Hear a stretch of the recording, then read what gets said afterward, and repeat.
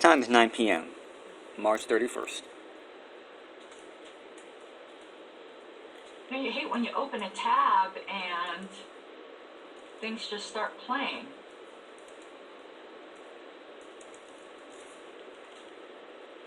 Can everyone hear me? Okay, awesome. Go.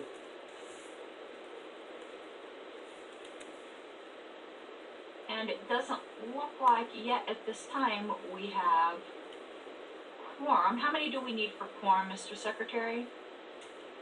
Out of 19, we need 10, right? Yep, so we need at least one more.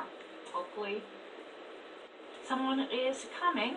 We will take a look here. I'm going to take a look here at the registration list.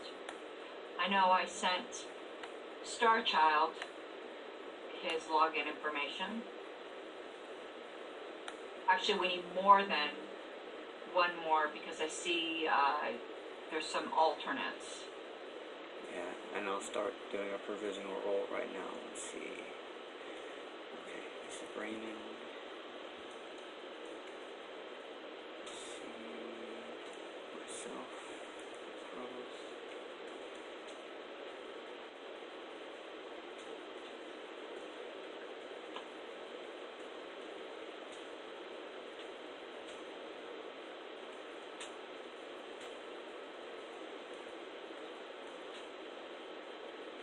Guard is here from Michigan.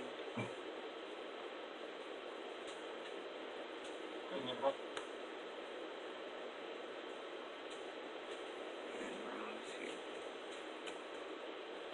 Oh.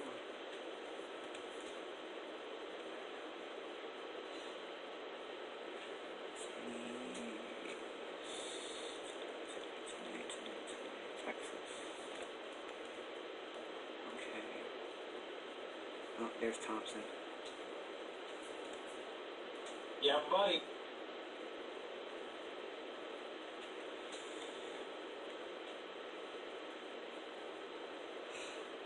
Okay, let me see if I can screen share. And let me know how we're doing. I need to screen share, Madam Chair. Oh yeah, one moment. You should be good. Okay. Once I can do that, we'll...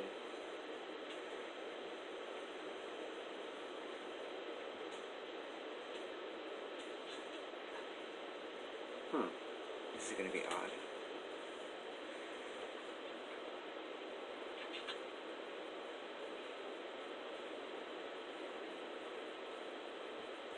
Let me try this again. Okay, this is going to be weird. I think it wants to share my entire screen. That's not right. Way too much stuff.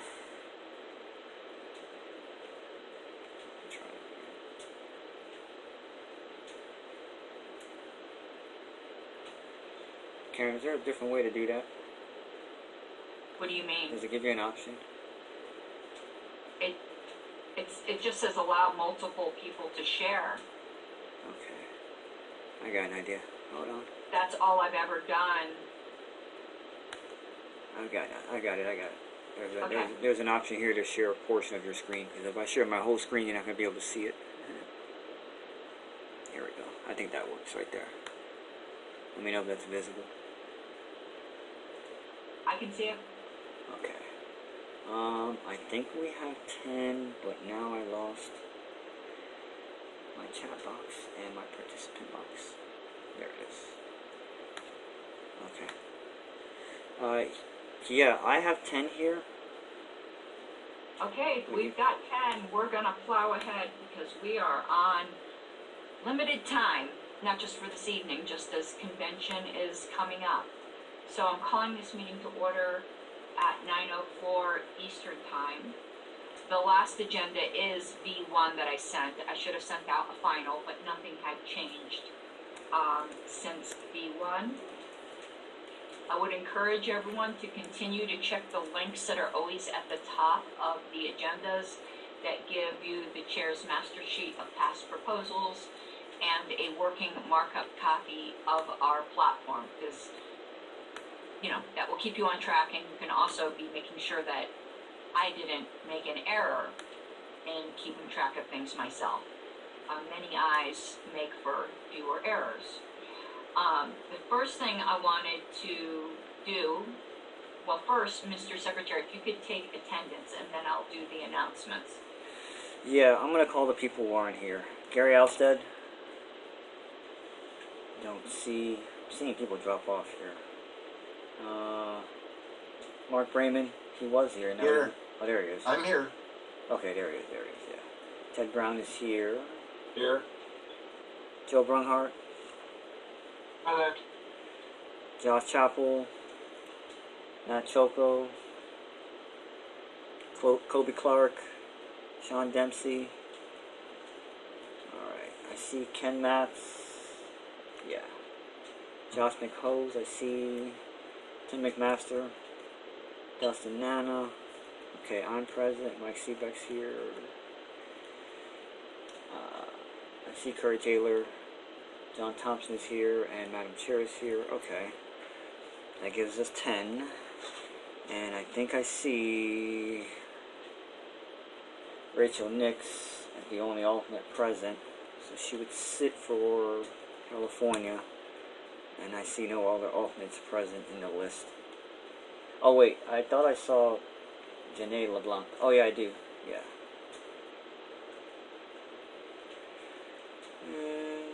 Okay, so we have 11 total votes.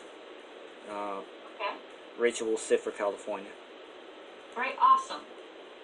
Thank you. The first thing I wanted to announce is that our next town hall is April 7th, which is next Thursday, so we will not be having a platform committee meeting next Thursday. The Thursday after that would be the 14th, which would be the last meeting day before we would send a survey. Now, the 14th has not been yet approved as a meeting day. We have been meeting on Thursdays. I do intend upon making a motion for that unless there's other ideas from the committee. The deadline I proposed to the convention oversight chair for our report is May 15th. I haven't gotten approval from the convention oversight committee chair for that, though I did get some feedback saying we had hoped you would be proposing an earlier date than that. I proposed the 15th just from my experience in past years. The Convention Oversight Committee always wants the reports earlier than the committees can do them. It's always a push-pull, but just to let you know, they may come back and say, that's just impossible, your report has to be done earlier. I pushed it out as far as I thought I could reasonably get away with. So that's the drop dead date we're looking at if we want the report to be included in the printed notebooks, at least so far. And again, the convention committee may come back and push that date even more. So this is what we're looking at. So at a minimum, I would like us to be meeting on April 14th. But actually, in the month of April, I am hoping we will consider perhaps having, in order to finalize whatever proposals are left and to work on our report and to work with the survey results, that we consider having several meetings a week for some of the weeks in April. Now, all I am going to move right now is that the next meeting after our April 7th town hall be Thursday, April 14th at 7 p.m. Whatever proposals are passed at that time, I will send out a survey that weekend. We will not get through all of our proposals by that date. If committee members think they have more or want to be sure all of our proposals are finalized or at least voted on, by that time you'll need to amend my motion. But I am moving right now that the final meeting after this one, before the survey is sent out, shall be April 14th at 7 p.m. Discussion. Madam Chair, this is Omar. Yes? Okay, so April 14th is when you want the report to be finalized. That's what you're saying? No. Okay. I'm sorry if I was unclear. Over the weekend of April 15th, the tax weekend, boo, hiss, I will be sending out a survey to the membership with a deadline for the members to return the survey of about a week, giving them a week turnaround. We then need to work with that data and finalize our report with a proposed final date of May 15th. So between the survey and the final report is a month. A lot of times we will tweak our proposals after the survey. We may combine some proposals. We may decide to drop some proposals. But right now, if we want data from the proposals, the last day we're going to have to pass something is April 14th. Mr. Seebeck. Yeah, just a quick question. What do we have left to cover for proposals between now and then? Okay. What we have, and not everything is on an agenda because not everything has been formally moved. We're finishing up the item we had a division on at our last meeting on national defense. You had a proposal on speech. You had a proposal on agorism. Omar may wish additional changes to the personal relationships plank. He hasn't formally asked for me to put that on the agenda, so it hasn't been. It could also potentially be an email vote. There's an ongoing email vote, and there might be an alternative parental rights plank, depending upon what goes on with the parental rights email vote that's going on now. And Star Child wants to completely rewrite large swaths of Section 3 of the platform.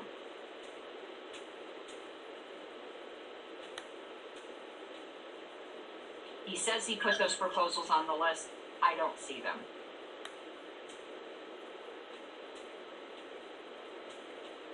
So all we have officially being moved right now is that division we're working on now, the two other proposals that you had, the one that's an ongoing email ballot. Those are the only ones that are officially in the works right now. Did that answer your question, Mr. Seebeck? Yeah, it did. Thank you. Mr. Brayman? Madam Chair, I'm a little confused about what I need to do to get the proposal of... You blanked out. adult companies on our agenda. I'm a little confused about what I need to do to get my proposal about our adult rights and responsibilities. Okay. You made reference to it, so in the email chain, so I believed that you were aware of it. I'm aware of it. I didn't know yet if you had the language perfected. I can put it on the agenda for the 14th, or we can start an email ballot if you have enough proposals. My confusion with it is there is a pending email ballot right now dealing with the same platform section. What we're going to be struggling with as a committee, right now there's no problem having competing proposals on the same section of the platform.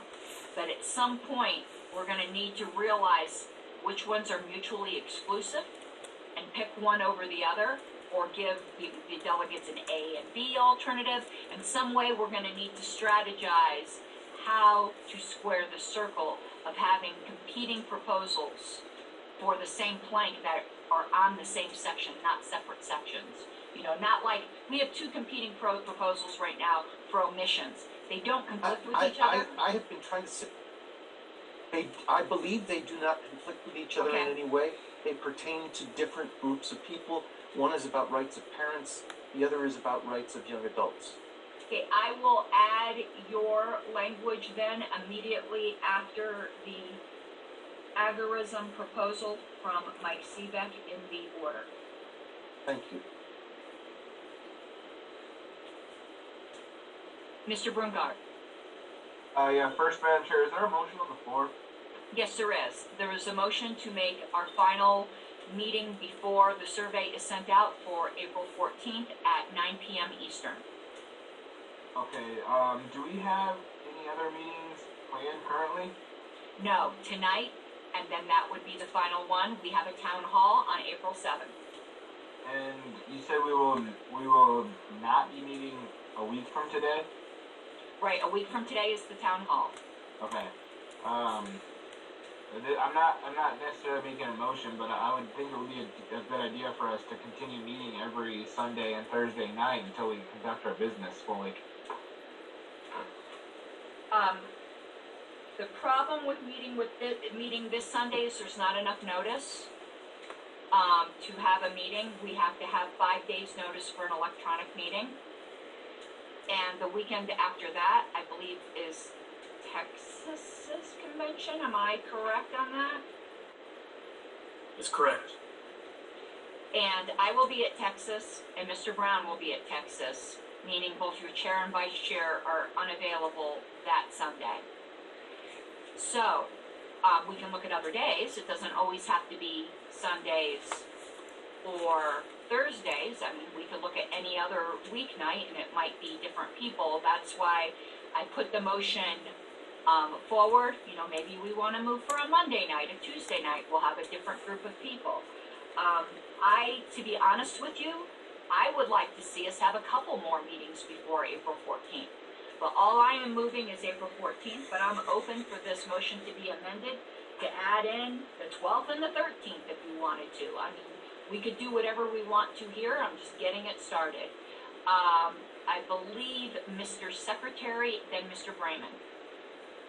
Yes, Madam Chair, thank you. So, the question is that April 14th is the final date for adopting any proposals. It's the final date for adopting any proposals that will be included in the survey. I cannot stop this committee from adopting new proposals up to the moment I walk up on stage to give the report.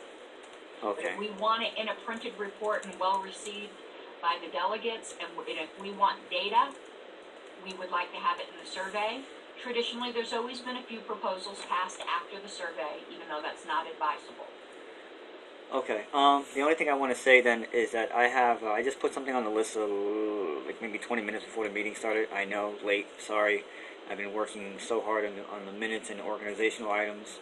I have a couple of ideas. One you mentioned, and I have two more, and I really I'm looking for feedback on those ideas. I'll be posting them, later on this week. I'll be posting the other ideas so that maybe not all of them, but one of them actually goes to a vote. We'll see. This is where we are. The committee kind of started a little bit late. The states didn't appoint earlier on. We could have started a little bit earlier. So. And just so you know, it was per our bylaws. We could not have started any earlier. Correct. Yeah. So we are where we are, and as the chair stated, we're also going to have a meeting or two to decide, the order of where everything goes. So while I have a number of ideas, I'm from myself. I'm picking like the top 3, going to introduce them on the list and see what feedback I get, and go from there. So I mean, I'm generally in support of this timeline that the chair has laid out, because we are where we are. And I've also spoken to the COC, not the chair, but members of the COC, and they've stressed to me, hey Omar, when is your report going to be done? They've, as the chair stated, they've stated it to me as well. When is it going to be done? As much lead time as possible, please. So I yield on that. Okay, I'm going to suggest something to the committee here, just hearing the chatter. I'm going to suggest that perhaps this committee consider adding another meeting date to amend my motion to perhaps add April 12th at 9 p.m. and April 14th at 9 p.m. as our last 2 meetings. I'm not making the motion to amend. I'm just trying to move this conversation along. Otherwise, April 14th will be our last meeting before the survey. Mr. Brungart. I would like to move to amend that we add April 7th and April 9th. April 7th is our town hall. So Sorry, you told me that.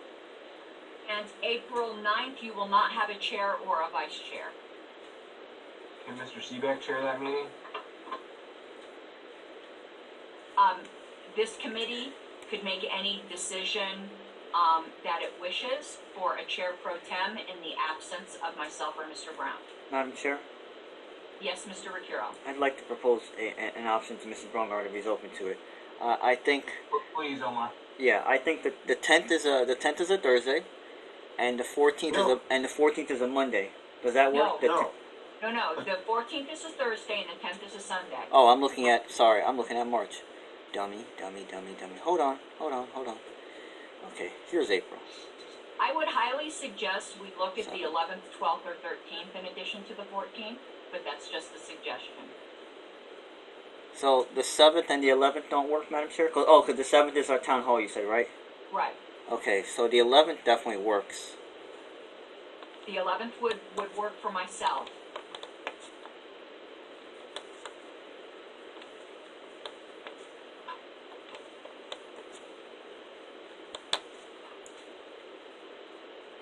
Okay, can I rescind what I said before and motion to amend the 11th and 12th be added to that list? Yeah, so be it. If there's no objection of the committee, Mr. Brungart would like to change his amendment to add, move to amend in addition to the 14th, the 11th and the 12th at 9 p.m. Eastern, I'm assuming. Yes, ma'am. Is there any objection to Mr. Brungart changing his amendment to that language? Yes. I'd like to at least know as an inquiry why no one has suggested the afternoon of the 10th.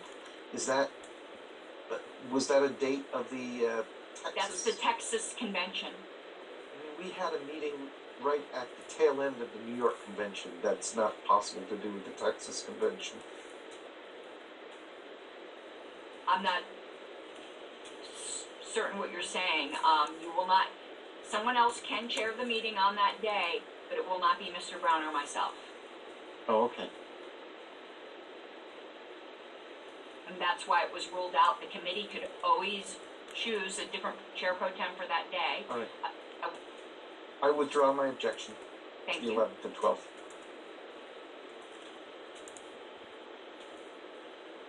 I believe, if someone can look on the list, I believe Sean may have asked for the registration link. If someone could go to the platform committee list and respond to him while I'm handling the motions, I would greatly appreciate it. Okay, so we do have an amendment on the floor, and it is to add the 11th and the 12th to the motion to have a meeting on the 14th at 9 p.m. Eastern each day. So now, is there any debate or further discussion on that amendment? Mr. Brown? Yeah, it seems to me that just one more meeting on the 14th should be sufficient. We don't have all that many more proposals, and I just don't see that we're going to get all these proposals presented to the convention anyway. We have a lot of proposals here, so I don't think having 3 meetings in the same week is a good idea. And I can't make the 11th, but my alternate probably can. But the point is, though, it just seems like just too many unnecessary. Thank you, Mr. Brown, and I will add in here for those of you, and God bless you, those of you who don't follow the LNC drama. God bless you, really, sincerely. It's looking more and more likely that our time to present will be truncated. The idea of electronic voting and remote participation has all of a suddenly been thrown at the delegates, and there is an uproar. I hope these ideas don't get past the discussion phase, but if they do, I could see the convention delegates arguing for 2 full days now between credentialing and whether or not we're going to have electronic voting. I don't know what these people are thinking, to be honest with you. So I think we need to be prepared for the fact that we are not going to have a lot of time to present our report. I will fight for this committee. I will fight for this committee's voice to be heard. But I'm just giving the political realities to just back up a bit what Mr. Brown had said. Mr. Secretary. Yes. Thank you, Madam Chair. I would. My question is: these two meeting dates. Are we going to handle the order of what's presented on these two meeting dates, or would that come later on? That will come after the survey, because the survey helps inform the ordering. Oh, okay. Thank you. That's all I have.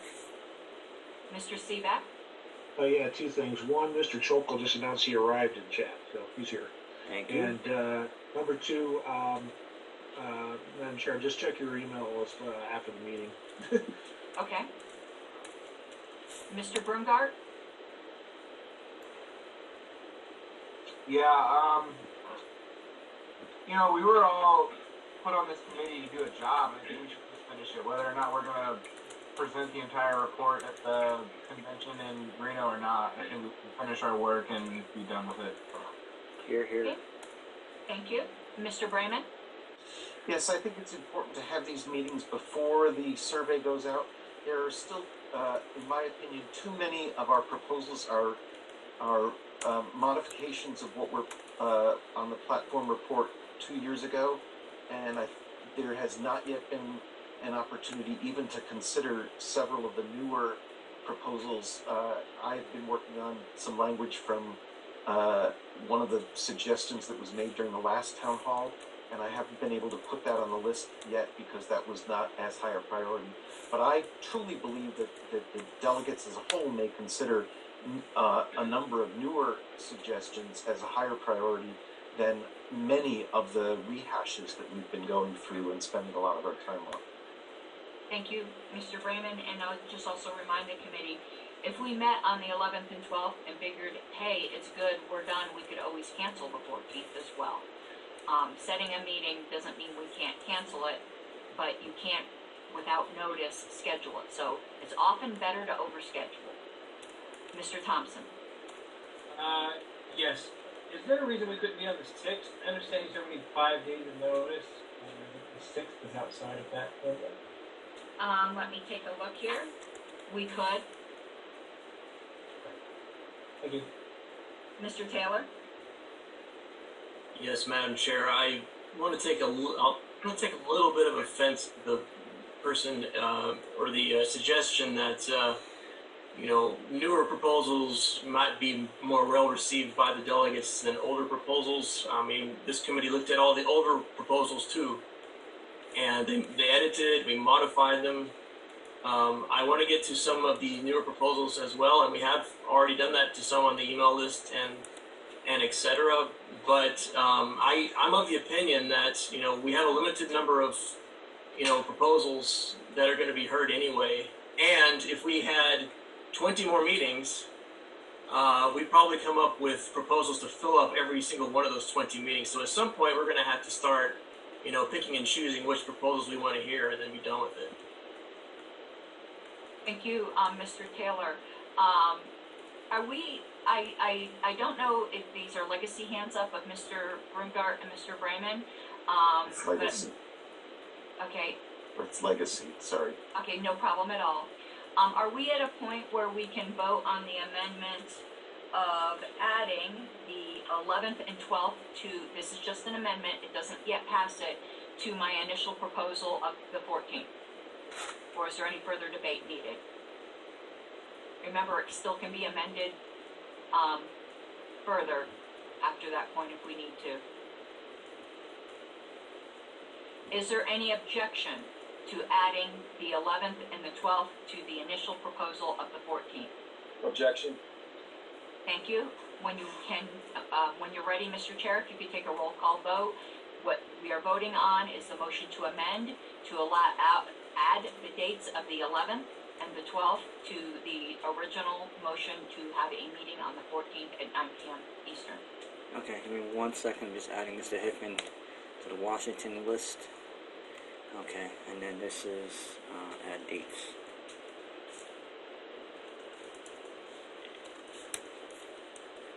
Okay, here we go. Rachel Nix. 1 second though, we do have But Sean Hickman, who's joined, we need to have him change his name Okay, on which, here. is he the other Joshua McHose? Yes. Okay, I will change that name. Thank you.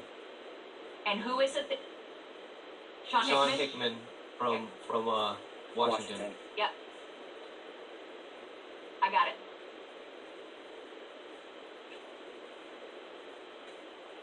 Okay, Mr. Secretary. Okay. Rachel, next. Right. I didn't hear that.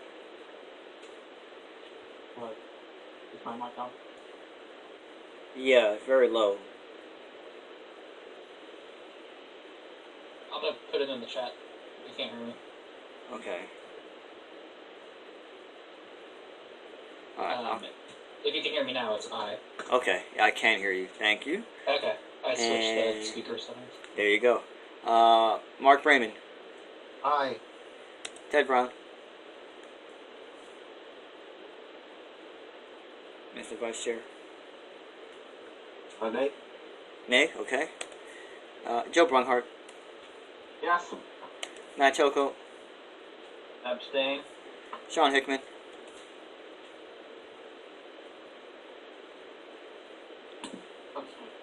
Okay. Ken Matz. Abstain. Josh McHose. Aye. Okay. Omar Rooker will vote aye. Mike Seebeck. Aye. Curry Taylor. Nay. John Thompson. Aye. Okay. I'm going to get this on the screen for everybody if this will show up properly. Did I miss anyone? Speak now. Madam Chair, I'm showing 7 in favor, 2 opposed, 3 expressed abstentions at 9:32. Okay, that passes. So the motion on the floor now is that our next 3 meetings be April 11th, 12th, 14th, all at 9 Eastern. Is there any further debate or amendment? The language of this motion is literally just what you just read? Yes. Thank you. So I'm just, this language I see on the screen about final date for adopting proposals, has that been dealt with already? I don't see that on the screen. Because everything else I've said has just been advisory, not a motion. I'm reading on the screen, moved by Harlow to April 14th. Yeah, that, I did not move that. Okay. All I moved was the meeting dates and told you and the implication of these meeting dates, since the proposal is going to be sent out the weekend of the 15th. It's obviously, since I don't have a crystal ball to know what we would pass after the 15th, that's the implication. That wasn't the motion, though. Thank you. Mr. Brayman? My understanding is that the main motion now is to add 3 meeting dates, the 11th, 12th, and 14th. The motion on the screen is just the 11th and 12th. I think he's still typing it. Oh, okay. But it is three meeting dates, 11th, Yes, 12th, 11th, and 14th. 12th, and 14th. Okay. Thank you. Mr. Thompson? I'd like to amend to add April 6th, please, at 9 p.m. Eastern. So the motion would then be the 6th, the 11th, the 12th, and the 14th, but we're only on the amendment of the 6th. And I'll just remind the committee again, we can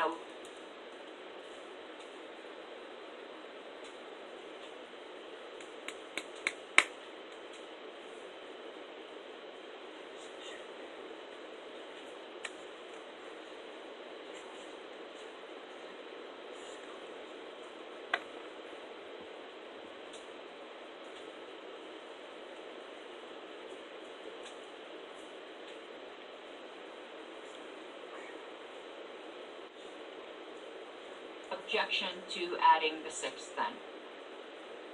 Objection. Is there any further debate on adding the 6th?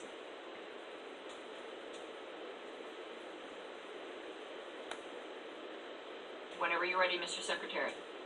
Okay, sorry about that. I had a little hiccup with my internet. And I'll be clear what the motion is to add the 6th to the dates already of the 11th, the 12th, and the 14th, all times 9 Eastern. Ah, that's what I needed right there, 9 Eastern. Okay. Okay, 1 second. And,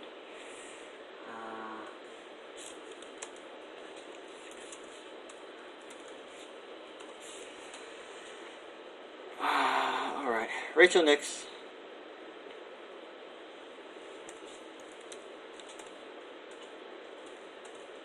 Sorry, abstain. Okay. Mark Raymond. Aye. Ted Brown. Nay. Joe Brunhart. Yes. Matt Choco. Nay. Ken Matz. Aye. Josh McHose. Aye. Omar Pearl vote aye. Mike Seebeck. Aye. And Curry Taylor. Nay. John Thompson. Aye. Okay, put this on the screen here. I don't know if I missed anybody. Number 3. I didn't hear my name called, Sean Hickman. Yeah, because I gotta add you to all the things. How do you vote, Mr. Hickman? Abstain. Okay. Yeah, I gotta add you all the way. Okay, Madam Chair, you can see the results. 6-4 to 2. Thank you. So that passes. So now the main motion is our next meeting dates are the 6th, the 11th, the 12th, and the 14th, all at 9 p.m. Eastern. Is there any further debate or discussion?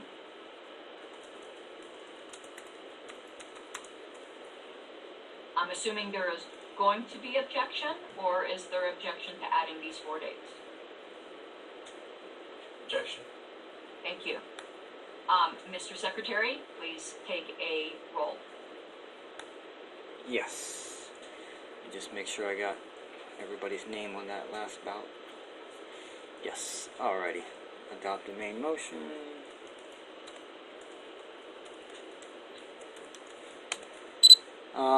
Rachel Nix.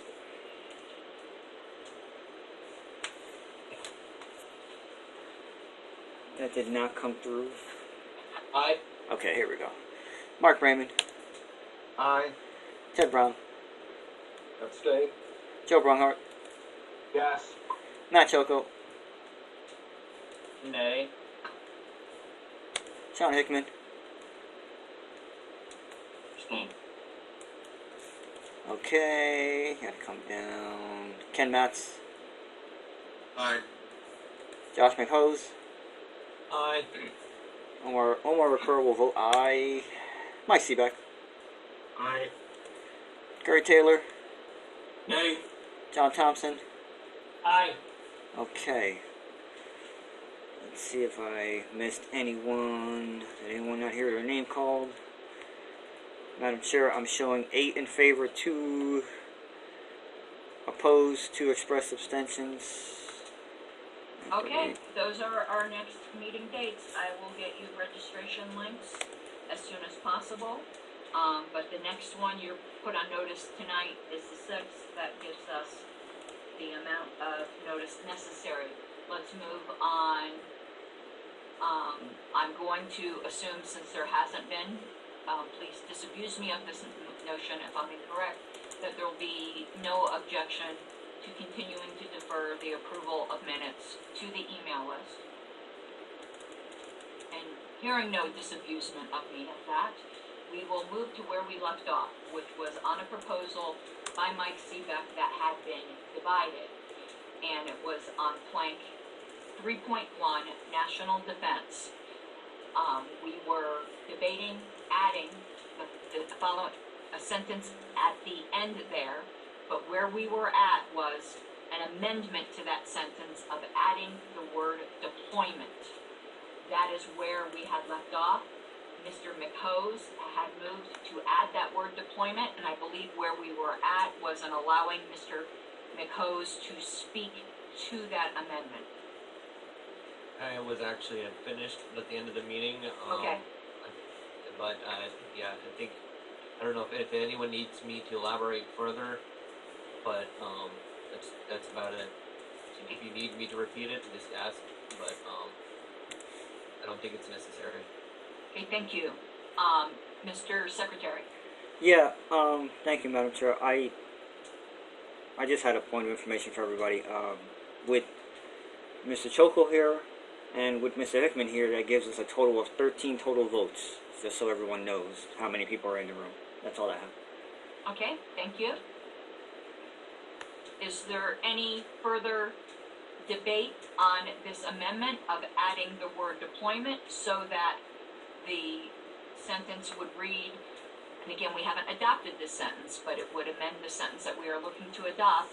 We support military veterans by calling for federal policy to not make more of them by undeclared wars or foreign aggression, invasion, deployment, or occupation. Any further debate or discussion?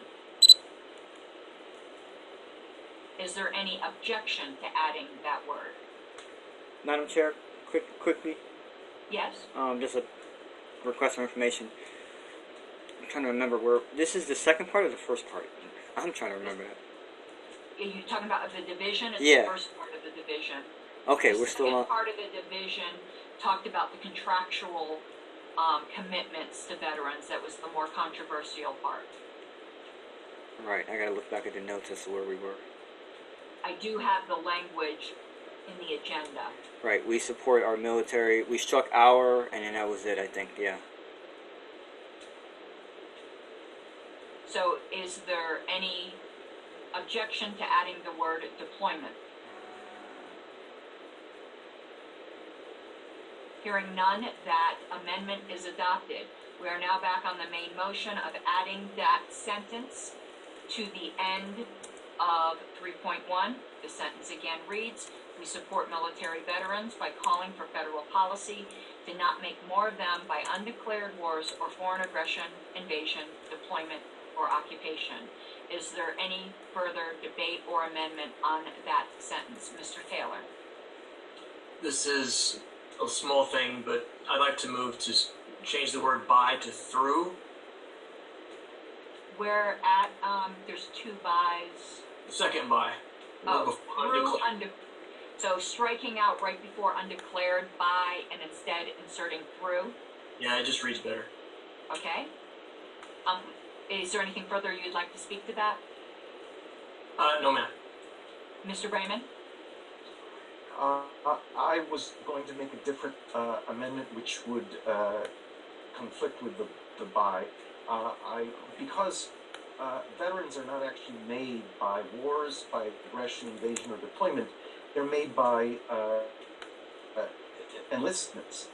What's actually made by wars, aggression, invasion, deployment, or occupation is casualties. So I would have wanted the sentence to read, to not make more of them casualties through undeclared wars or foreign aggression, invasion, deployment, or occupation.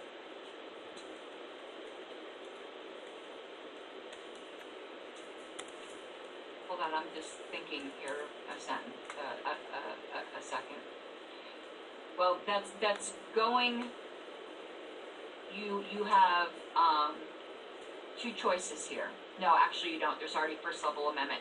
Okay, that amendment would be out of order. We're on the first level of amendment right now. You could support the word through and then add the word casualties later. Yes. But, okay, I just wanted to see if there was any way we could, I was trying to find a way for you there, sir. I understand. Mr. Seebeck. Yes, we kind of had this discussion last meeting on what makes a veteran. And just to reiterate, the term veteran has been changed in the past 30 years. It used to be a veteran was a person who actually went off to war and came home again, not just put on the uniform. That changed as of about 1990. The term as used here goes back to the correct use of it involving declared wars. Okay, thank you. Mr. Taylor, is that an artifact or did you wish to speak further? Okay, that was an artifact. Mr. Seebeck, I'm just gonna start All right, lowering. I didn't put my hand down. Okay, thank you. All right, so we are on the amendment of striking the word by before undeclared and instead putting in through, so that the sentence would read, we support military veterans by calling for federal policy to not make more of them through undeclared wars or foreign aggression, invasion, deployment, or occupation. Is there any further debate on this amendment? Is there any objection to this amendment, which again is striking the word by before the word undeclared and inserting the word through? Hearing no objection, that is adopted. Mr. Brayman, I would recognize you to make your amendment that you had indicated a desire to do before. Yes, I would like to make that amendment and speak to it. Okay, if you could just please state it again to make sure I understand. So I would like to add the word casualties, to not make more of them casualties through undeclared wars or foreign aggression, invasion, deployment, or occupation. So just adding one word. Okay, and feel free to speak to it. So I apologize to Mr. Seebeck for not realizing the need to add this word, but until we added the word deployment, the older definition of veteran could work. But once we've added the word deployment, which does not include going off to fight a war and coming back, it seems clear that we are not using the older definition of veteran. None of these things actually then make a veteran, make a soldier a veteran under a modern definition. So what we really want to do is we want the federal policy to not make more of our veterans into casualties. Thank you, Madam Chair. Okay, thank you. And just a note in chat, Mr. Secretary, I was assuming you were putting through just as a shortcut, just that it would be, right, okay, spelled the non-text way. Mr. Seebeck. I just want to point that out too, sorry. Oh, okay. Is there any further debate on adding the word casualties before the word through? Mr. Thompson.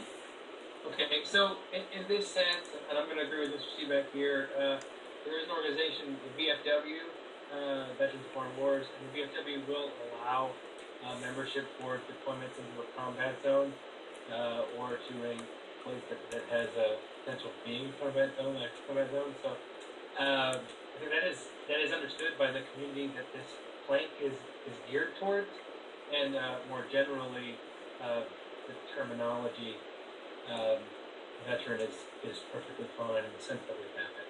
So I would not support this amendment.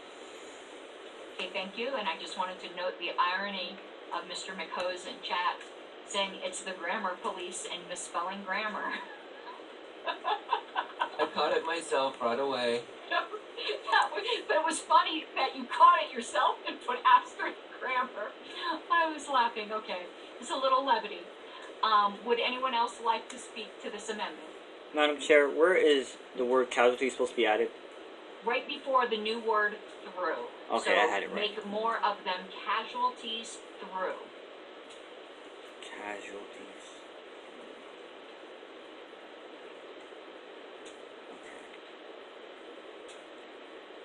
Okay, is there any further debate? Okay, I know there is objection, so we will proceed right to a roll call vote. What we are voting on is adding the word casualties before the word through, so that if adopted, the sentence would read, we support military veterans by calling for federal policy to not make more of them casualties through undeclared wars or foreign aggression, invasion, deployment, or occupation. A yes vote would add that word, a no vote would... Point of order. I'm sorry? Point of order. Yes? I don't think what's on the screen is what we're trying to say. It's written, as it's written on the screen in redneck talk. make more net casualties? I don't think that's right. That is how it was moved. And it actually makes grammatical sense to me. No, it doesn't. Mr. Brayman, is your amendment properly captured? I wouldn't object if it was reworded as not to turn more of them into casualties, but I think that could be done by a style committee later on. Well, we don't have a style committee. We have minor tweaks that can be done by the secretary of the LNC. That would be more than the secretary of the LNC would be authorized to do.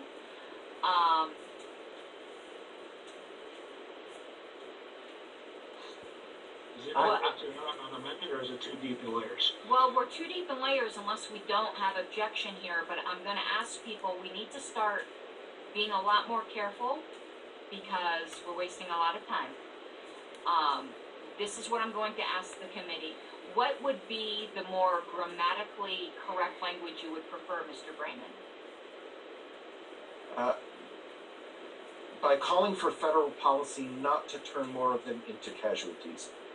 Okay. Is there any objection from the committee if Mr. Brayman were to withdraw his prior amendment and instead make the amendment as he just stated, which I want to make sure the secretary captures on the screen, which was by calling for federal policy. Not to turn, not goes before the two. I'm against split infinitives in this case. Not to turn more of them into casualties. Okay. For federal policy not to turn more of them into casualties. And you need the word into before casualties as well, Mr. Secretary.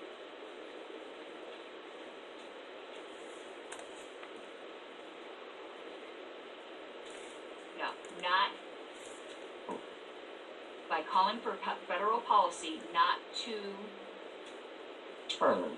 turn more of them into casualties.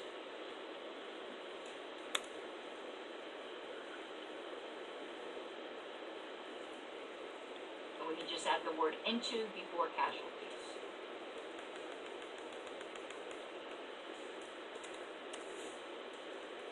Okay. Is there any objection from the committee if Mr. Brayman were to I withdraw? apologize for That's okay. getting sent to this spot.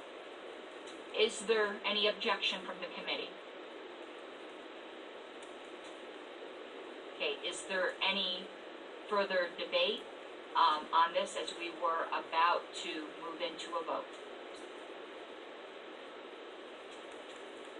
Okay, hearing none, and I believe there was objection, correct? Yes. Thank you. Mr. Secretary, whenever you're ready, what we will be voting on is to amend the sentence so that it would say, we support military veterans by calling for federal policy not to turn more of them into casualties through undeclared wars or foreign aggression, invasion, deployment, or occupation. A yes vote would adopt that language. A no vote would keep the language, we support military veterans by calling for federal policy to not make more of them through undeclared wars or foreign aggressions, invasion, deployment, or occupation. Are we clear on what we are voting on? Mr. Secretary, whenever you are ready. Yes, Madam Chair. Rachel Nix. No. Okay. Mark Brayman. Aye. Ted Brown. Aye. Joe Brunhart. Nope. Matt Choco. No. Sean Hickman. Aye. Ken Matz. Nay. That was a nay. That's correct. Nay. Josh McHose. Aye. Okay. Omar Rapuro will vote nay. Mike Seebeck. Aye. Okay. Curry Taylor. Nay. John Thompson.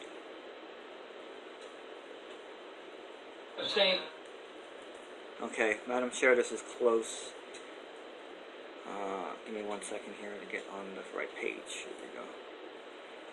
Okay, did I miss anyone? Madam Chair, I'm showing 5 in favor, 6 opposed, and 1 express abstention. Okay, my vote would not make a difference. Either way, it would fail. Yeah. So we are back when you can switch screens. Yep. All right, so what we are back to is we support military veterans by calling for federal policy to not make more of them through undeclared wars or foreign aggression, invasion, deployment, or occupation. Is there any further debate or amendment?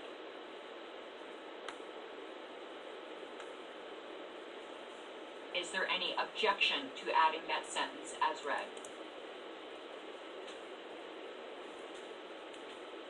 Seeing none, that sentence is adopted.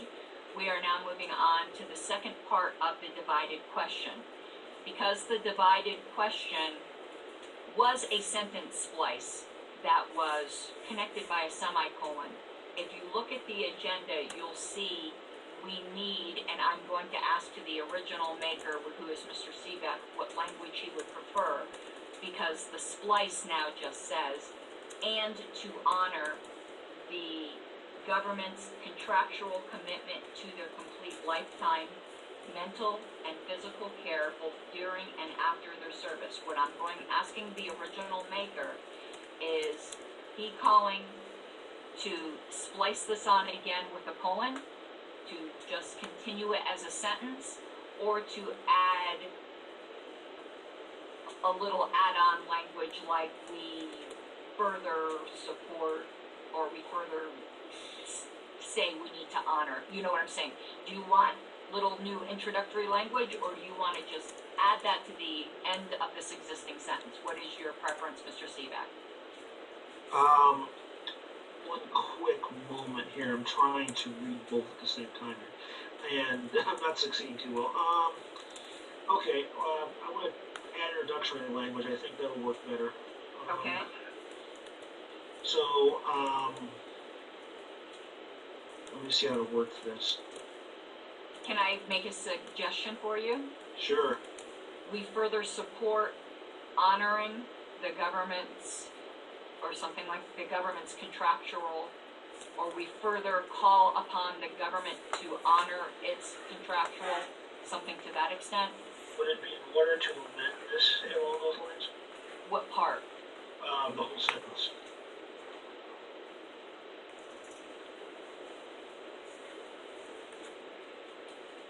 It would be, well, right now, Just to get the language right. I mean, I'm trying to what change is the it that you're context. thinking of? I can't answer that in isolation, because I need to, Here's what I'm thinking. We call for the government to honor its contractual commitment, etc. I think that keeps to the spirit of the division, and I will allow that. Okay, then that's the wording I think we should use. Could you please say it again for the secretary? Yes, we call for the government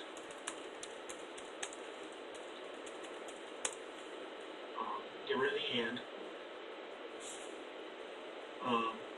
To to honor. and then change the government's to its. Okay. So the now is to add an additional sentence to the end, which says, we call for the government to honor its contractual commitment to their complete lifetime mental and physical care, both during and after their service. Now, Yes. you did speak to this, but it's been a while. Would you like to speak to this again? Not at this time. Okay, Mr. Brown. Yes. So, my problem is with the physical care during and after their service. I want to make sure that we're talking about for injuries, mental or physical, that are incurred during their service, because I don't think that if a veteran 40 years after he's a veteran overeats, gets diabetes or something, that should be on the taxpayer's dime. It should be for service-related injuries. And so I would move an amendment to change the wording both during and after to resulting from. did something weird with your screen there, Mr. Secretary, where words are getting lost. I don't know whether it's just me. I think you blew it up so that is text disappearing from other people too? Yeah, I don't see the text. Yeah, you need to unblow up your screen, Mr. Secretary. Yeah, I'm trying to, Madam Chair. Give me Okay. 1 second. Something happened here where something got locked in. I went to full screen. Hold on, I'm going to unshare for just a moment. That might be what the issue is. Okay. And let me see if I understand your amendment while the Secretary is working on that, Mr. Brown. It would be to their complete life. Will you restate it? Sure, it would be to their complete lifetime mental and physical care resulting from their service. Resulting from their service. Got it.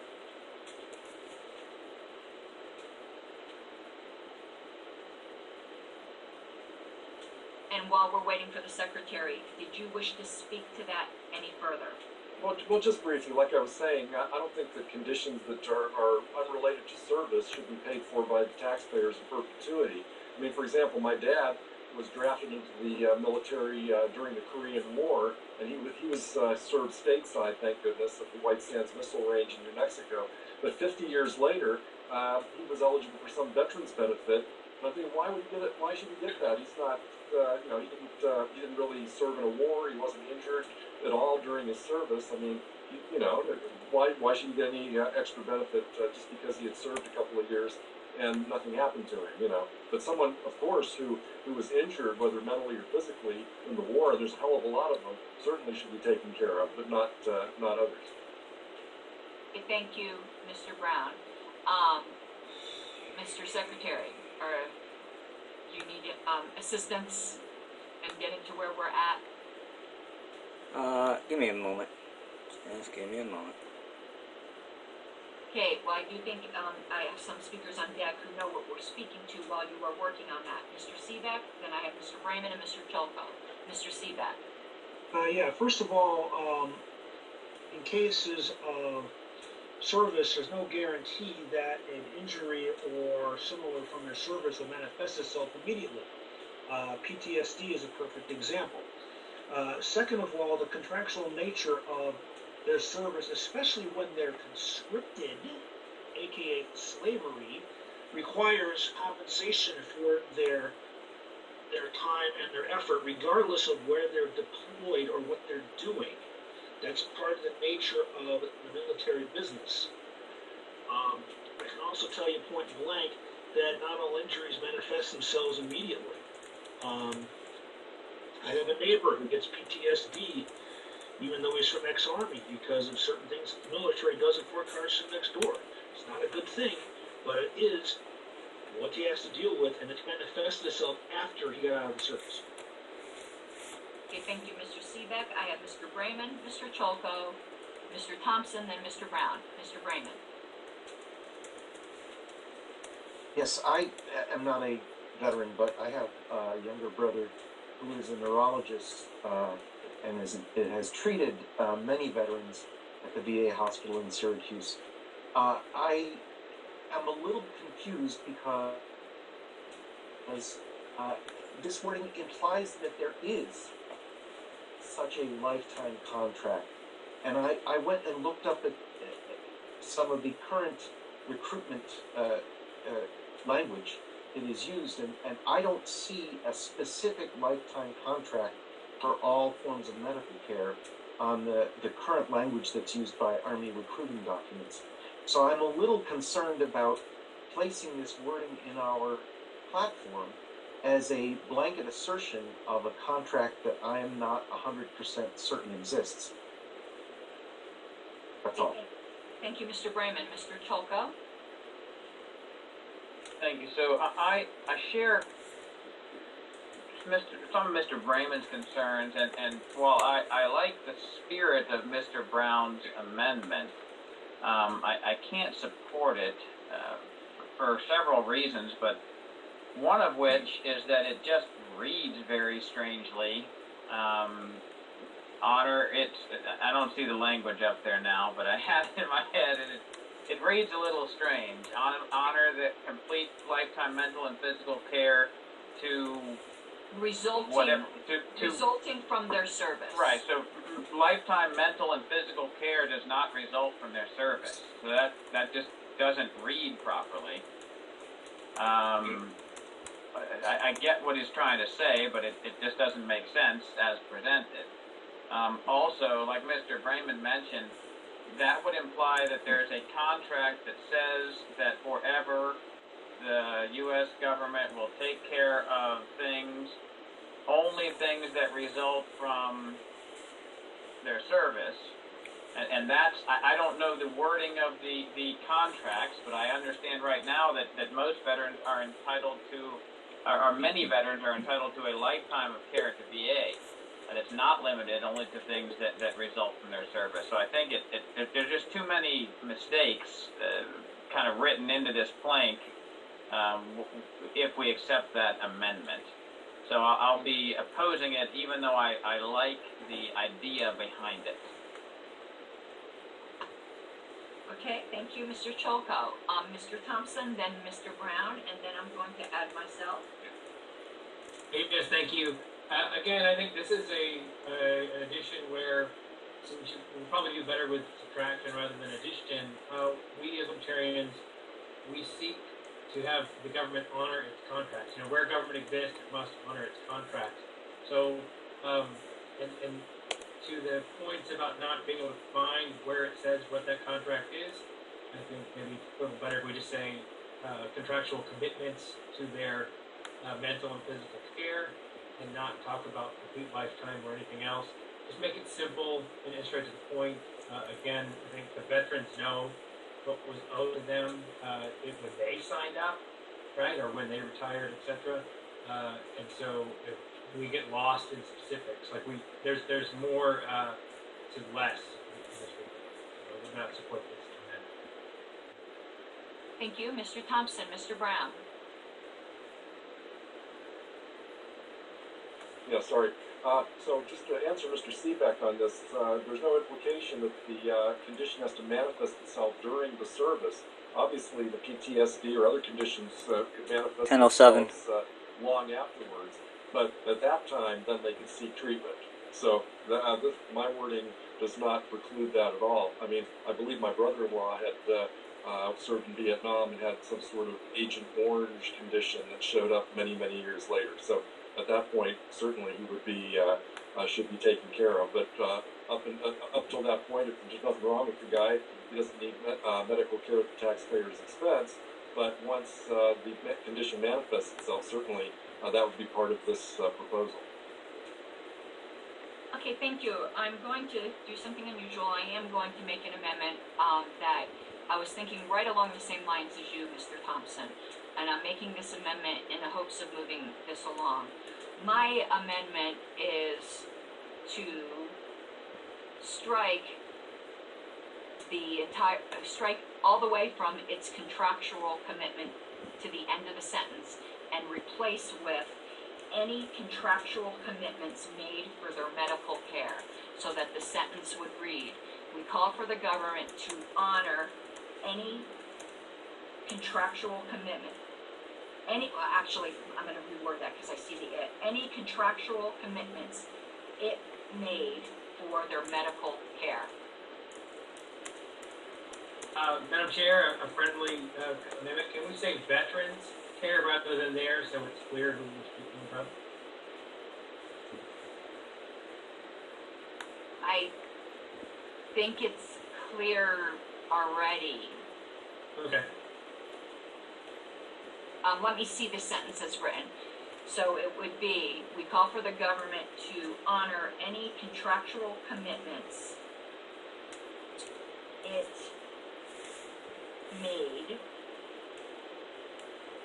it makes, I want to make that not past tense, it makes for their medical care.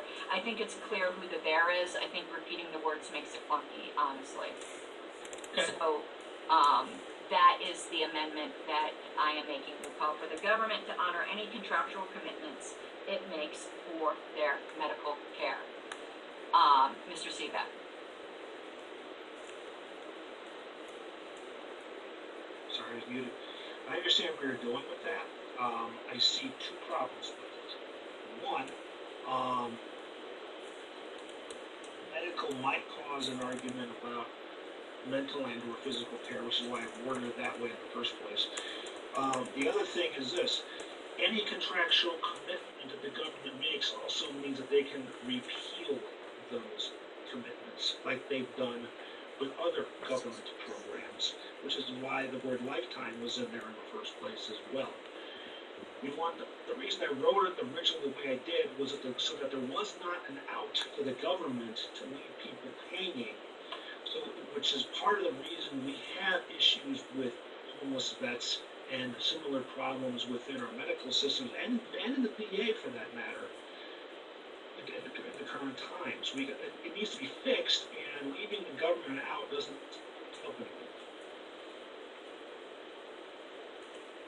Madam Chair, Yes, Mr. Secretary. so I have a request for information and possibly a point of order here. Yes. I need to get the language correct for Mr. Brown's amendment that he was trying to move. Was he still moving it or no? Or was that just an idea? Mr. Brown didn't. Yes, I'm still moving it, but yeah, my amendment was changing the both during and after to resulting from. During and after. So striking that sentence during and after, and then just The words both during and after, Right. and then adding resulting from. So physical care resulting from their service. resulting from the service. Okay. Now my point of order might be, Madam Chair, with your amendment, isn't that the third level? Isn't that an amendment to an amendment to an amendment? No. The first, the proposal is the sentence about, just in general, we're calling upon them to honor their commitments. Mr. Brown made an amendment to strike both during and after to resulting from, and I struck the entire phrase, which would subsume his amendment to be this sentence. But it is iffy. So, are you making a point of order, Mr. Secretary? Well, the first thing I have is we call for the government to honor. So did we change? No, that was accepted by me as part of the division because it was a sentence fragment and it didn't change the meaning. That was not an amendment. This is the way I accepted at the beginning that the sentence, only way the division was going to work, because it was a sentence slice before, is I allowed Mr. Seebeck to add some introductory language that didn't change the meaning, and there was not an objection at that time. Okay, so alright, so then that won't count as an amendment. Okay, so then I don't have a point of order then, because then this line here is the actual main motion then. Let me just Exactly. Okay, I just needed to clear that up. Thank you. Okay, got it. Mr. Seebeck, I really need to ask people to start lowering their hands when they're done, because I'm getting very confused as to what's legacy and what's not legacy. Did you need, okay, thank you. Okay, we are on my amendment.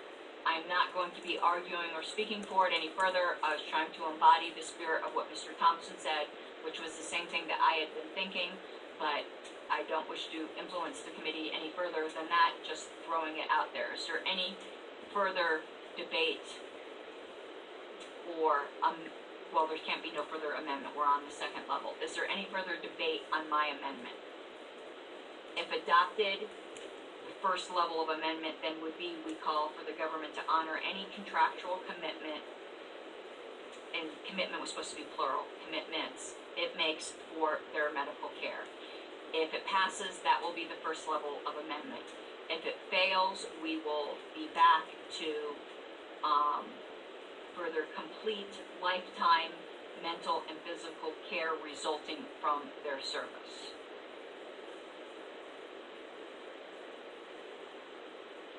And I can tell there's going to be objection, so Mr. Secretary. Okay. Rachel, next.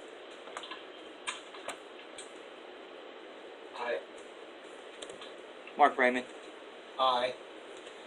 Ted Brown, Abstain. Joe Brunghart, Abstain. Matt Choco, Aye. Sean Hickman, Abstain. Ken Matz, Aye. Josh McHose, Aye. Omar Pearl will abstain. Okay, Mike Seebeck, Abstain. Kerry Taylor, Abstain. John Thompson. I'll go aye. Okay, let me get this for everybody. It looks like we have here on the amendment by Ms. Harlos, if I didn't pass anyone, 6 in favor and no opposed, and 6 expressed abstentions. Okay, so now that becomes the first level of amendment as opposed to the one that was made by Mr. Brown. So now we are debating that one exclusively as to whether that will be added to the sentence or amended further. Mr. Cholko? So I oppose the amendment. Generally speaking, I do think that the government, if it says it will care for veterans, that it should do so. However, I cannot support the statement that says the government should honor any contractual commitment it makes, because we have no idea what kind of contractual commitments it may make. I disagree with a speaker earlier that we automatically want government to honor contracts. I definitely don't. I think a good example for a lot of libertarians is that many of us think the U.S. government should repudiate the national debt, and that would be in violation of all kinds of contracts. So, in this case, we don't even know what the contracts would be. So I can't support a statement that says we should honor unknown contractual commitments. Okay, thank you, Mr. Cholko. Mr. Seebeck? Yeah, just a technical point. I believe you said that commitments was he plural? Yes. Okay. So with an F? Yes. Ah.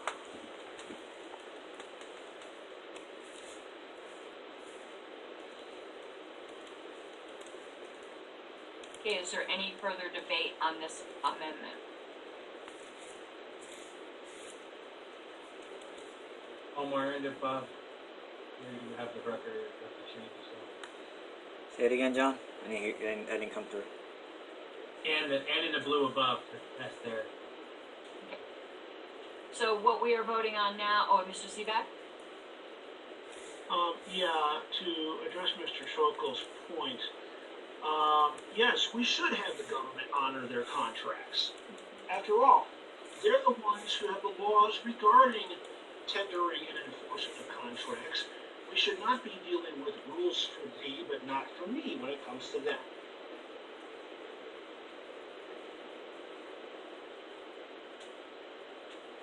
Is there any further debate on this amendment? Again, it's not adopting as our proposal, but it would be adopting the amendment into the proposal that we would then be voting on the proposal.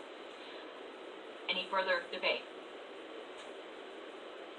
Is there any objection to adopting this proposal? This amendment? Yeah. Yes. No object. Okay. Let me make clear what we are voting on. What we are voting on is, hold on, now I'm confusing my own self. This is the second part of the amendment. You need to scroll up a bit because because we got rid of Mr. Brown's. What we're going back to, if my amendment doesn't pass, is okay. So a yes vote would adopt the amendment that says we call for the government to honor any contractual commitments it makes for their medical care. A no vote would return the language to we call for the government to honor its contractual commitment to their complete lifetime mental and physical care both during and after their service. Because my amendment got rid of Mr. Brown's. It superseded Mr. Brown's. So if my amendment doesn't pass, we are back to the original language of Mr. Seebeck. So I wanted to make, Just to be clear then, I do not object to that. okay. Oh, Was there anyone else who objected? I will also remove my objection as well. Is there any objection to adopting this language as the amendment? Hearing none. So now we're on the main proposal as amended, which would be to add the sentence. We call, at the very end of this plank, we call for the government to honor any contractual any contractual commitments it makes for their medical care. Is there any further debate or amendment? Now, I know there's objection at this point. Now, Mr. Secretary. Okay, so this is the adoption of the second part of the division. Yes, in full. Yes. Yeah, as amended, obviously. Okay. Rachel Nix. Aye. Mark Raymond. Aye. Ted Brown. Nay. Joe Brunghart. No.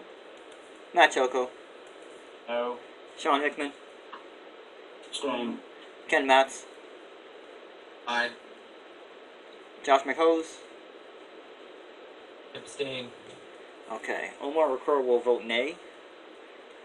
Mike Seebeck. Aye. Oops. And Curry Taylor. Nay. John Thompson. Aye. Okay. If I didn't miss anyone, Madam Chair, we have two. Okay, here we go. 5 in favor, 5 opposed, 2 express abstentions. Yeah, that's 12 votes. Yeah. Great. Okay, I am going to vote yes, and I hope the committee will allow me just a slight indulgence. I actually do not have a strong opinion on this, but I tend to go in favor of letting delegates decide rather than things dying in committee when it's close.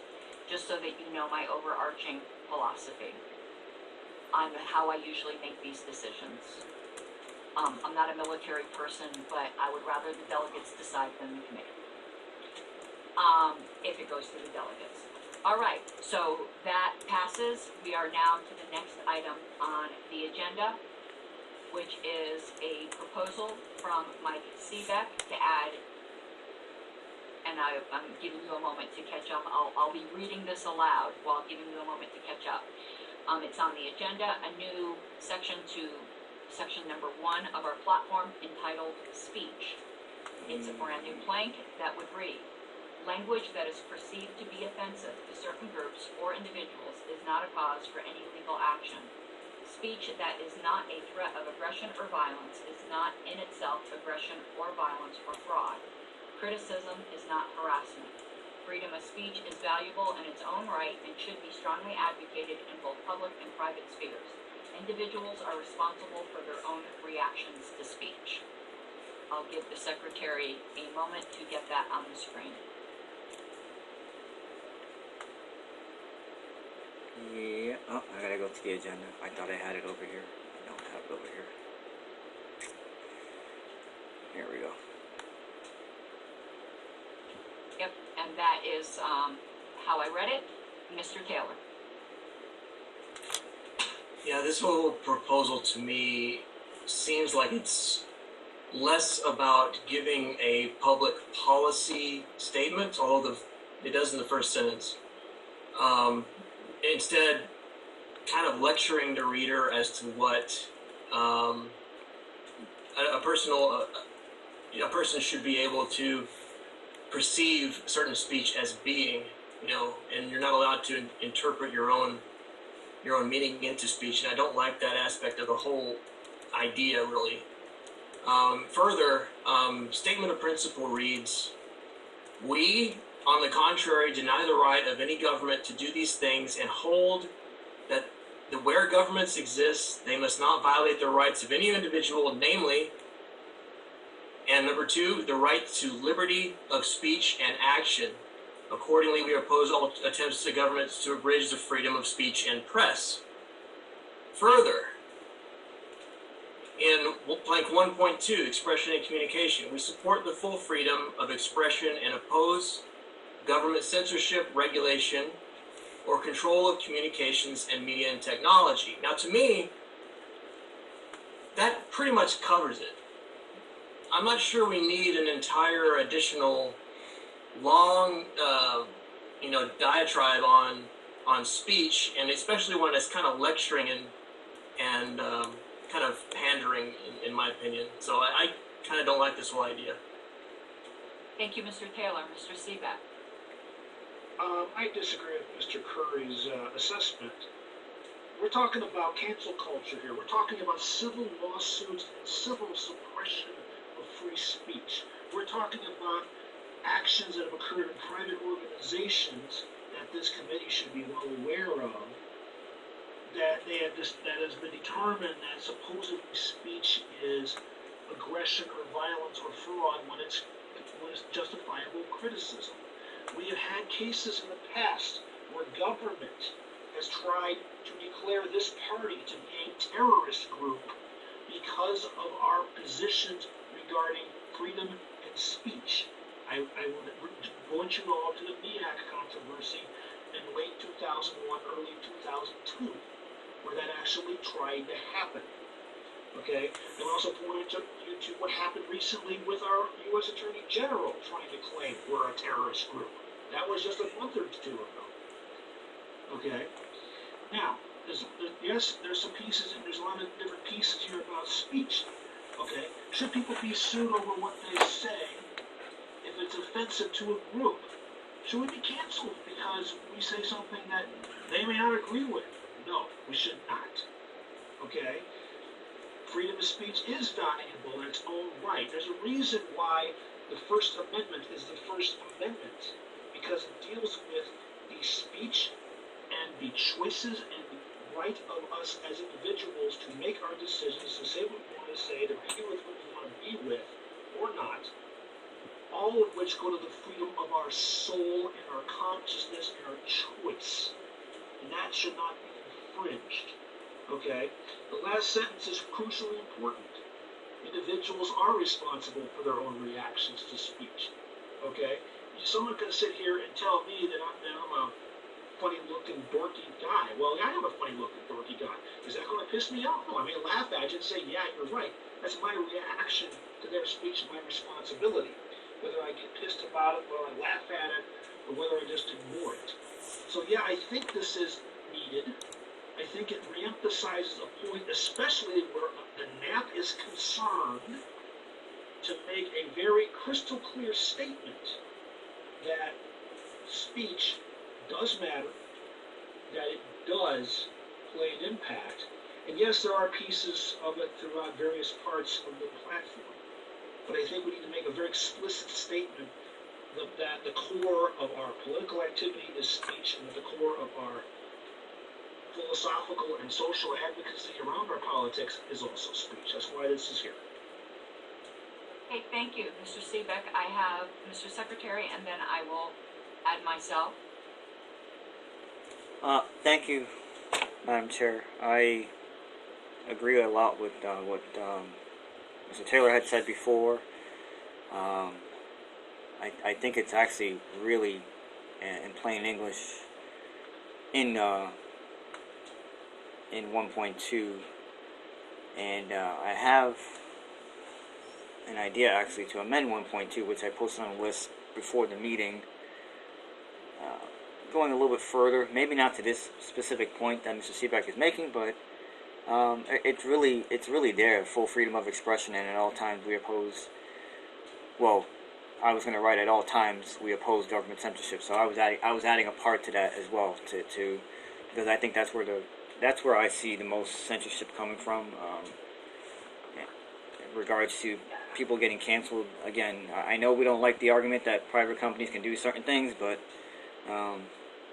yeah, I can't right now support an entire plank on this one particular topic, and it really is just one particular topic, because there's different ways to categorize speech, and we're talking to one specific thing here, and I always go back to my threshold of, does this make the platform that much better? And I don't think it does, especially when it's already laid out several times in the platform. So that's where I'm at. Thank you. I yield. Okay, I have myself and Mr. Brown and Mr. Brandon, and I hate to do this to you, Mr. Secretary, but I am going to have a substitute. Okay. Going from some of the comments that have been made. My substitute is, instead of adding a new plank, is to amend 1.2. So I will give you a moment to get 1.2 up on the screen, to block and copy it. I looked at what you put on the list, and it's different than from, I think yours is going into ballots and stuff like that. It's, to me, a different subject matter than this. If you could get the current text of 1.2 up, I will let you know. And yeah, my thing covers a number of issues that I'm having. Well, I think we've all had with COVID, but that's a different topic. I think this is it right here, 1.2 right here. 1 second, for some reason, let me show all windows. It was hiding. I'm not seeing your screen. Hold on, let me. Yep, okay, I had to move something. All right, so what I am suggesting, if you could please just put some hard returns for a second, and I'll tell you when to get rid of them, where it starts, we favor the freedom to engage or abstain from any religious activities. If you could just stick some hard returns in there, because those are going to remain the last two sentences. No, do some hard returns there. Okay. I am looking to just take some of the language from this new plank and insert it here after this first sentence. I would like to insert the sentence, language that is perceived to be offensive to certain groups or individuals is not a cause for any legal action, so I would like to put that there. Also, speech that is not a threat of aggression or violence is not in itself aggression or violence or fraud. And don't want to include the next two sentences, but add the sentence, individuals are responsible for their own reactions to speech, and have that, take out those hard returns. I know that religion thing has always been weird in this section, but it is where it is, so if you want to delete those hard returns, that will then, you just need to underline individuals are responsible for their own reactions to speech. So I took part of this plank.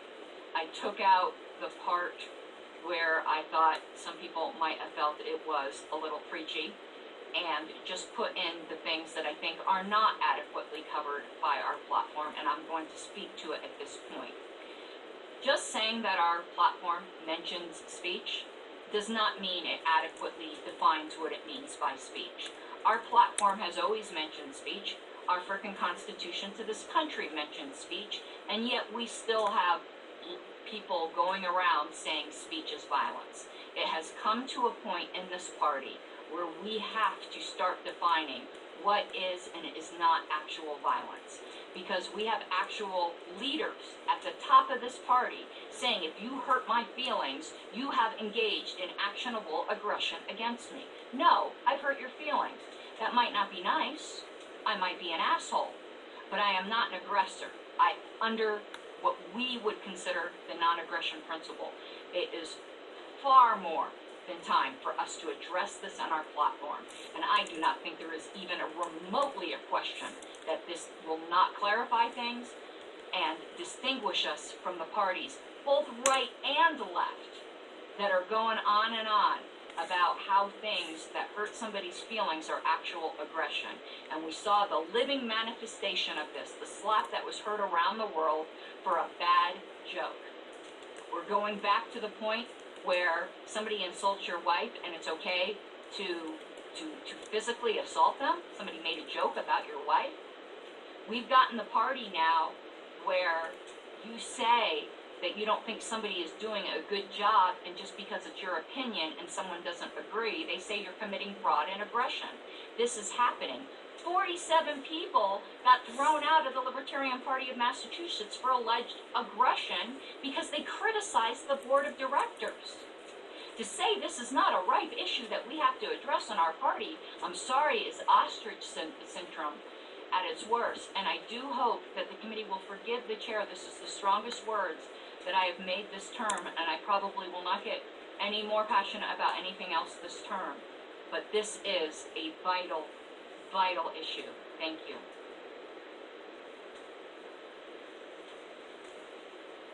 Mr. Brown, then Mr. Brayman, then Mr. Cholko.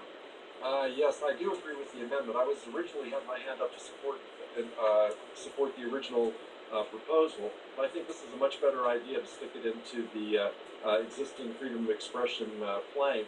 And I do agree that I would use the example of like college students who believe that there's violence against them because some belief they don't agree with some speakers speaking on campus. I just laugh. I mean, they must be crazy. What are they talking about? That's certainly not violence. I mean, if they're offended, then they can be offended, and that's exactly what we're saying here. Individuals are responsible for their own reactions to the speech. But as we learned when we were kids, sticks and stones may break my bones, but names will never hurt me. You can't, it's not actionable, to say that someone can't, just say what they want to say there. So definitely, I would support this amendment. Thank you, Mr. Brown, Mr. Brayman, and then Mr. Cholko. Yes, I agree with the preceding two speakers, Mrs. Harlos and Mr. Brown.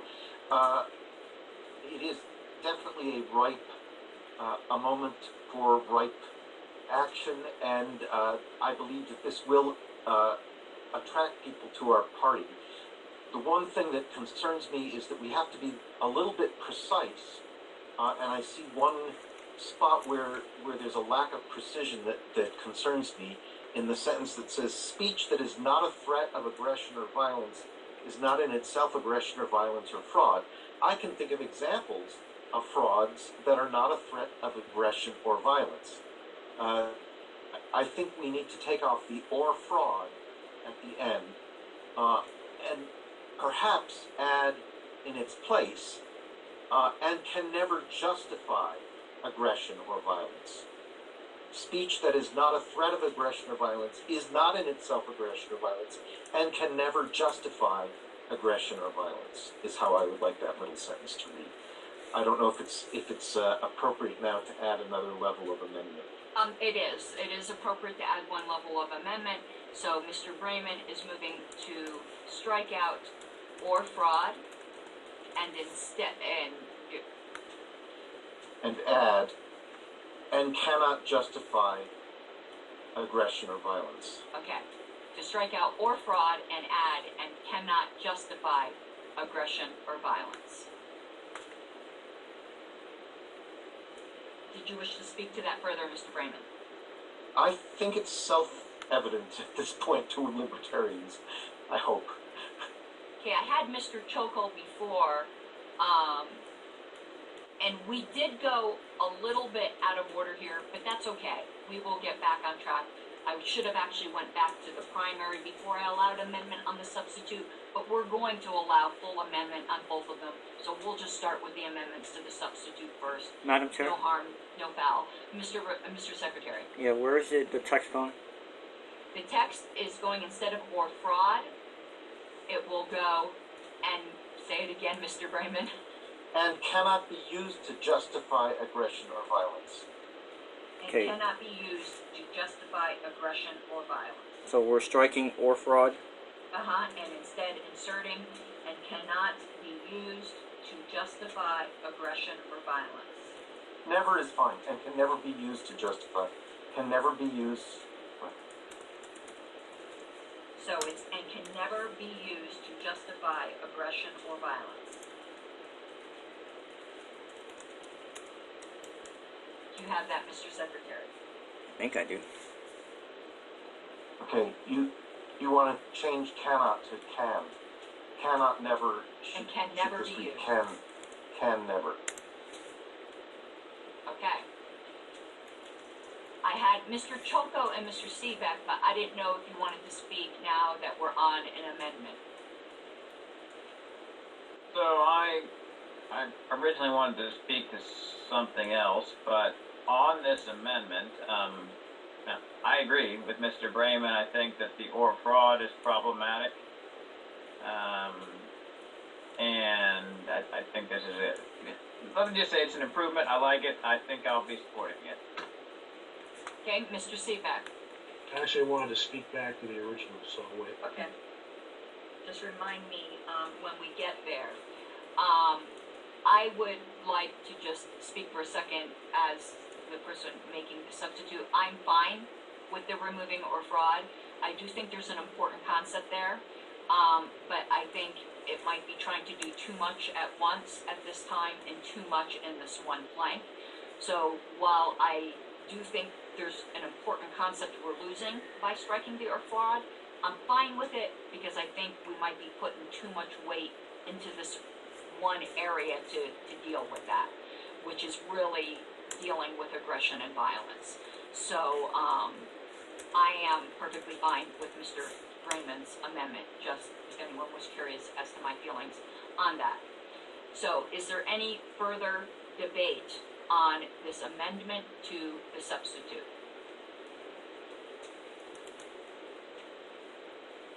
Is there any objection to this amendment to the substitute? Objection. Okay. Well, you know what? I'll take that back because it sounds like no one else objected. Okay. Now what we're going to do, I'm going to get back on track on the way we're supposed to properly handle substitutes. Now that we handled that amendment and we're on just two clean motions, we're going to go back to the primary. We're going to perfect the primary first. Once we agree the language there is perfected, then we will go to any further amendments or perfections on the substitute, which is what I should have done to begin with, and I let myself get a little off track. So we are back to Mr. Seebeck's original proposal, which was the new plank, to perfect that language first. Mr. Seebeck. Yeah, I'm not making an amendment, but I want to point something out about when I constructed this. There's a sentence that was not up there, which I had taken out, which I had specifically written up at the time that said, no one has the right to not be offended, when I took it out. Something to think about. Okay, is there any further debate or amendment to Mr. Seebeck's primary motion?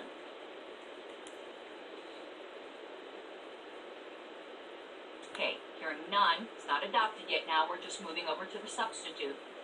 Is there any further debate or amendment to the substitute? Mr. Taylor?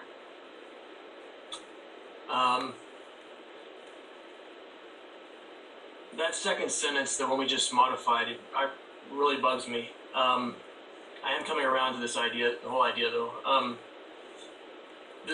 want to insert the word literally somewhere, and I think speech that is not literally a threat of aggression. I think that would help a lot if we made that clear by adding that word in. Okay, so you are moving to amend to add the word literally after the phrase is not, so that it would read speech that is not literally a threat of aggression or violence, and so on? Yes. Would you like to speak to that any further, Mr. Taylor? Yeah, I think it's just threats of aggression and violence, like you have said, Madam Chair, and some other people have said, have become a vague area in our society. And if we say literally, we're trying to harken back into the days in which we knew what aggression and violence were. So if we say the word literally, that helps a little bit with that. Okay, thank you, Mr. Taylor. Mr. Brayman. I would agree with the preceding speaker if I actually believe that the people who didn't understand this concept already actually understood what the word literally meant.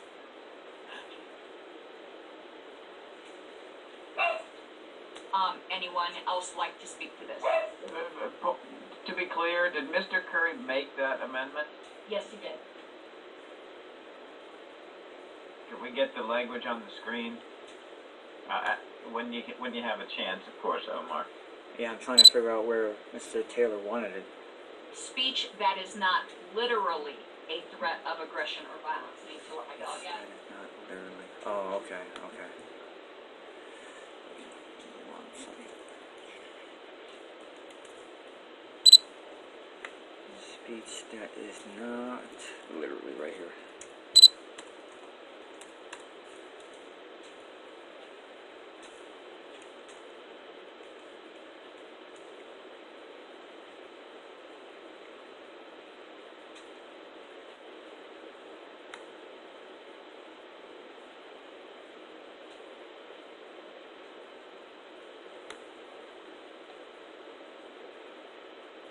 Okay, Mr.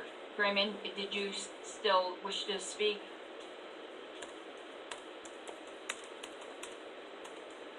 I don't know what to say at this point. How we could make it clearer for some of the younger generation. Believe me, I teach on a college campus, and too many of them would not have their understanding of this concept improved by adding the word literally. I think that the only thing that I can think of that might actually improve their understanding is to say speech that is not a threat of immediate aggression or violence is not an is. I think that actually the middle part we can almost get rid of. Speech that is not an immediate threat of aggression or violence can never be used to justify aggression or violence. Well, But I don't want to make that. well, it wouldn't be in order. Yeah. At this time, Yeah. we can only be in one level deep at this Right. point. Mr. McHose. I was just going to add some type of like clarification for the room that the courts, whenever there is a threat of violence or anything like that, it's usually actually considered a credible threat when there is an actual plan. Like the individual has an actual plan to commit the actual acts. If there is no, if it's just some unsubstantiated claim, someone says something on the internet and they don't have an actual plan, then it's not an actual threat of violence. I don't know if anyone else knows and more into this, but that's what I've gathered. Okay, thank you, Mr. McHose. As I have been speaking on this, I'm going to continue on this. I have to respectfully disagree with Mr. Secretary. We are not talking to ourselves here. If we don't look around the world today and see that this is an issue, I don't think we're living in the same worlds. I am agog to think that this could be classified as a just talking to ourselves issue. A just talking to ourselves issue would be talking about something like, how many recreational nukes should we be allowed to own? This whole issue of speech being violent, we saw it acted out on stage in an awards ceremony. Those weren't libertarians. And we're seeing this issue tear apart our party and our world. When you remove words from people, the only thing you leave them with is actual violence. And the minute you start allowing that distinction to creep in, people will bypass words entirely and go directly to violence. That is why freedom of speech, and you don't get slaps for speech, is so, so important. Whether or not we add the word literally, I am ambivalent to. I wouldn't vote one way or another. I think sometimes in committee we die the death of 1,000 cuts and 1,000 over definitions, and sometimes it's better to get something in the platform that we all understand what we're talking about and see how it plays out and let future platform committees refine it rather than us thinking we're going to come up with Michelangelo in our first pass. Any further speakers on the amendment of literally?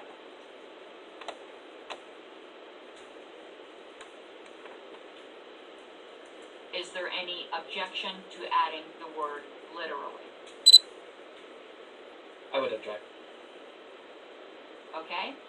Mr. Secretary, when you can, what we are voting on is whether or not we will add the word literally to the substitute, which, so that the sentence would read, speech that is not literally a threat of aggression or violence is not in itself aggression or violence and can never be used to justify aggression or violence.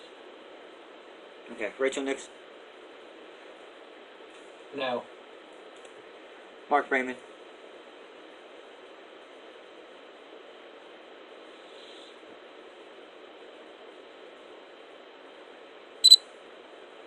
want me to come back, Mr. Raymond? Oh, I'm sorry. I will abstain. I didn't hear you call my name. I'm sorry. Mr. Brown, Aye. Joe Brunghart, Pass. Matt Choco, Pass. Sean Hickman,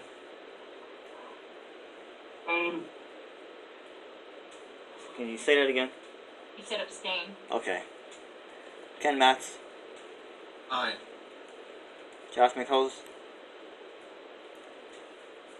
Aye. Omar Rapuro votes nay. Mike Seebeck, Aye, sorry. Curry Taylor, Aye. John Thompson. Aye. Okay, we're gonna come back to who skipped, and that was, I think, Mr. Choco. I'll No. vote aye, but somebody else skipped before me, Yep, actually. Mr. Brunghart. Abstain. Okay, that's 12 votes. Madam Chair, we have 7 in favor, 2 opposed, and 3 expressed abstentions. Thank you. That amendment passes.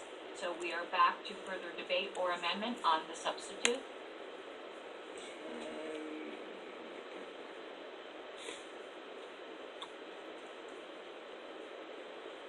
Seeing none, is there any further debate on either the primary CVAC new plank or the substitute? Seeing none. Oh, Mr. Seebeck? Sorry, I was a little late getting my hand up there.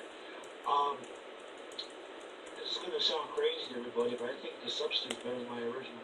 And I would encourage you to vote for the substitute, which is at the point we are at now, is whether or not the substitute shall become the primary proposal. It doesn't adopt it, it just makes it the thing on deck. Is there any objection to making the substitute the primary proposal? Objection. Okay, roll call vote when you have a moment, Mr. Secretary. Okay. And to be clear, what we are voting on is we are not yet adopting a proposal. We are voting on which will be the proposal we're going to vote on whether to adopt or not. Whether it will be the substitute or whether it will be Mr. Seebeck's primary language, which was the new plan. Madam Chair, I will withdraw my objection because I don't hear anybody else, so unless there's more objection, I want to save us time from a roll call. Okay? So now the substitute has become the primary motion. There is no further amendment permitted at this point except for adding to the end or to the beginning. And I don't think anyone wishes to do that, but I understand there's objection to adopting this as our proposal, which is what I understand your objection to be, Mr. Secretary, am I correct? Yes. Okay, so at this point, we will have a roll call vote on whether or not this substitute language, oh, Mr. Broomgart. Madam Chair, could you just read the plank in full as it would be with the proposal adopted? Certainly. This is what we'll be voting on, adopting a proposal that would cause this plank to read as follows. We support full freedom of expression and oppose government censorship, regulation, or control of communications media and technology. Language that is perceived to be offensive to certain groups or individuals is not a cause for any legal action. Speech that is not literally a threat of aggression or violence is not in itself aggression or violence and can never be used to justify aggression or violence. Individuals are responsible for their own reactions to speech. We favor the freedom to engage in or abstain from any religious activities that do not violate the rights of others. We oppose government actions that either aid or attack any religion.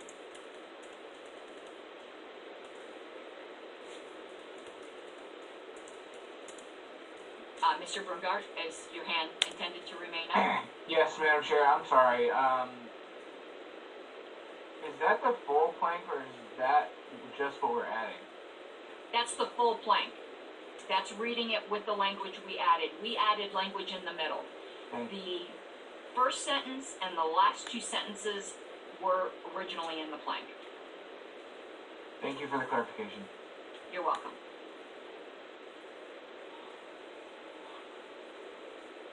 Okay, so Mr. Secretary, when you have a moment.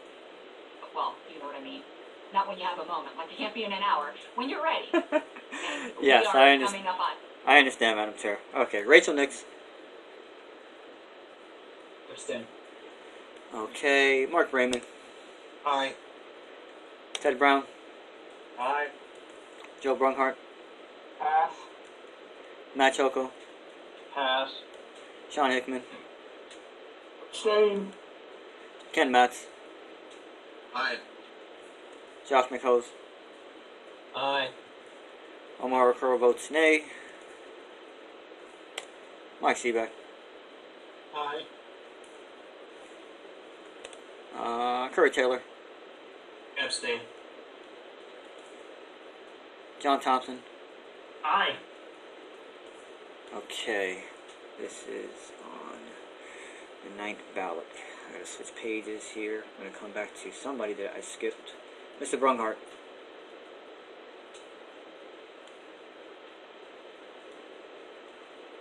Abstain. Okay, and Matt Choco. I'll vote aye. Okay, anybody else? Madam Chair, I see 7 in favor, 1 opposed, and 4 express abstentions.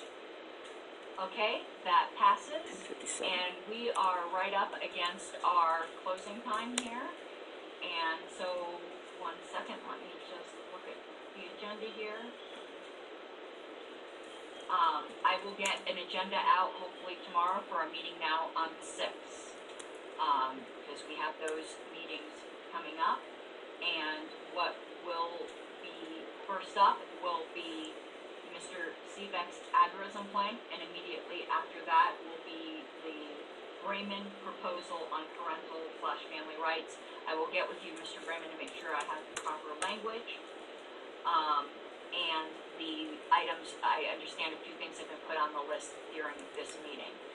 So I'll try to get a proposed agenda out tomorrow, and anyone can let me know if there's anything that I missed that I need to make sure that we have on there. But I thank everyone for your hard work, and I will see you on the 6th.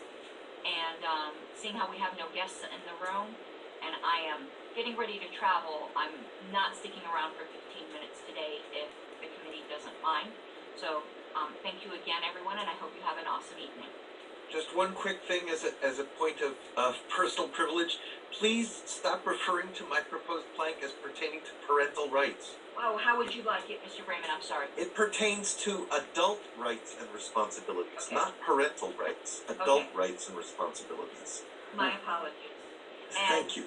it's 10:58 is the official time, Mr. Secretary. Adult rights and responsibilities. I appreciate the correction. All right, I will see you all on the 6th then. You have a good night. Thanks. Bye, everybody. Bye-bye.